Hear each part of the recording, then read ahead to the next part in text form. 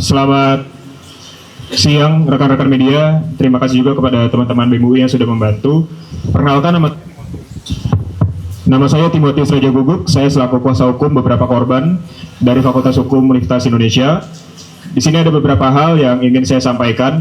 Pertama-tama saya ingin menyampaikan apresiasi dan terima kasih sebesar-besarnya bagi semua publik, bagi semua masyarakat, pihak universitas, fakultas, dan juga semua teman-teman mahasiswa di sini yang sangat-sangat membantu kami untuk dapat membongkar kasus ini, yang mana kasus ini sudah terjadi sejak tahun 2025.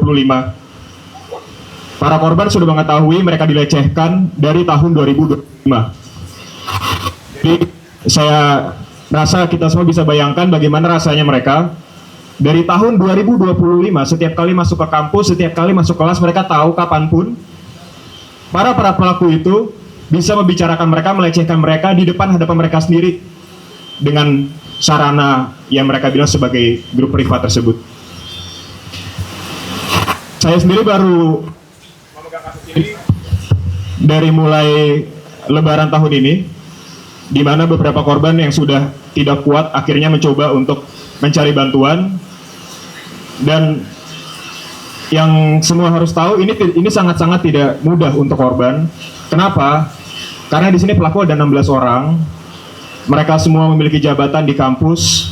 Korban merasa apabila ini dinaikkan pada waktu itu, apakah mungkin masyarakat akan menilai bahwasannya ini adalah hal yang sangat wajar. Ini adalah hal yang lumrah dilakukan dan korban malah akan didiskreditkan. Dan jujur itu terjadi juga. Walaupun saya merasa juga hampir semua masyarakat mendukung, menutup ada beberapa pihak-pihak yang masih mendiskreditkan perjuangan para korban, yang menyatakan bahwasannya ini semua lebay, ini semua terlalu berlebihan, dan saya harap untuk pihak-pihak tersebut merenungkan kembali kalimat-kalimat itu. Bagaimana jika kita yang menjadi korban? Bagaimana jika keluarga kita yang menjadi korban? Apakah kalian akan tetap mengatakan hal yang sama? Oleh karena itu saya di sini juga menekankan untuk semua pihak untuk berhenti mencari tahu siapa korbannya. Berhenti mencari tahu bagaimana chat itu bisa menyebar. Berhenti mencari tahu siapa cepunya, gimana cerita itu bisa menyebar. Itu tidak penting. Hal itu hanya akan memberikan tekanan yang lebih bagi korban. Mereka akan merasa takut.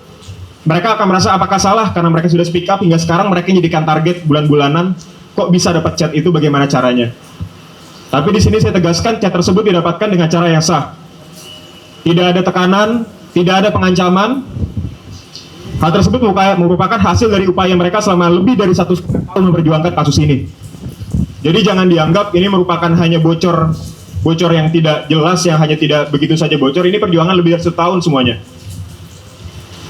Dan melihat kasus ini seperti ini, melihat penanganan dari kampus juga, saya menaruh harapan banyak, baik pada pihak universitas maupun pihak fakultas. Permohonan kami sederhana, hanya ada satu sanksi yang kami harapkan, drop out. Drop out merupakan sanksi yang diberikan ketika seorang mahasiswa dianggap sudah tidak lagi layak berkuliah di situ. Alasannya banyak, dia tidak bisa memberikan rasa aman, dia berbahaya bagi mahasiswa yang lainnya, dapat menciderai nilai universitas. Saya rasa semua unsur tersebut sudah terpenuhi. Jangan ada pemikiran bahwasannya untuk di drop out kasusnya itu sudah harus sampai yang lebih berat, yang harus sudah pelecehan fisik dan lain-lain. Korban yang saya wakili terdapat 20 orang. Itu baru yang saya wakili, semuanya mahasiswa. Dari unsur dosen, terakhir saya dengar ada 7 orang. Dan ini masih banyak korban-korban lain yang bahkan mereka sendiri mungkin nggak tahu mereka dihubungin di situ. Jadi saya rasa pihak kampus bisa lebih menaruh perhatian lebih serius ya dalam kasus ini. Jangan menganggap kasus ini hanyalah kasus biasa di mana para lelaki memberikan obrolan-obrolan yang sudah biasa mereka lakukan setiap harinya. Dan saya juga memohon baik itu kepada orang tua murid, orang tua mahasiswa, alumni-alumni senior yang mungkin pada saat masa mereka dulu, mereka merasa ini adalah hal yang wajar, kok dipermasalahin. Tidak. Kita tidak bisa mendramatisasi hal seperti ini.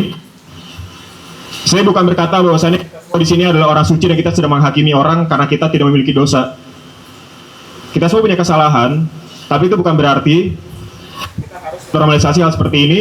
Dan ketika kita sudah tahu ada hal yang salah, jangan malah kita biarkan dan kita anggap bahwasannya ini semua berlebihan dan sepertinya korban terlalu mencari hukuman yang dianggap berlebihan, itu semua tidak benar.